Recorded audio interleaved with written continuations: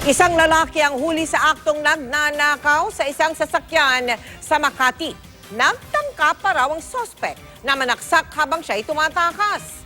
Nakatutok si Von Aquino, exclusive.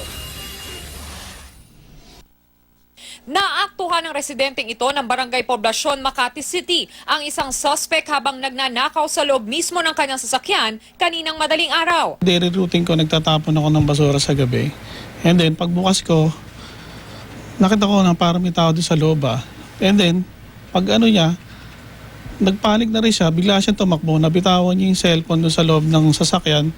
And then, diretso takbo na siya. Agad na hinabol ang mga tanod at mga residente ang suspect. Sa kuha ng CCTV sa Barangay Poblacion, makikitang nagkasalubong ang tanod at suspect. Pero nang magkalapit, inundayan ang saksak ng suspect ang tanod. Mabuti na lang at nakaiwas ito. Dapat sisipahin ko siya. Kaya lang, nakita kong alanganin ako. Kaya umilag ako. Kuha rin sa isa pang CCTV ng kalapit na kalye ang pagtakas ng suspect hanggang sa masukol na siya ng mga tanod sa may JP Rizal Avenue. Na-recover sa suspect ang isang screwdriver na pinaniniwala ang ginamit niya para puwersahang mabuksan ang EUV. Maharap sa reklamong robbery ang suspect na kinilalang si Jeff Fred na todo tanggi naman sa paratang. Binuksan mo daw yung kotse kanina?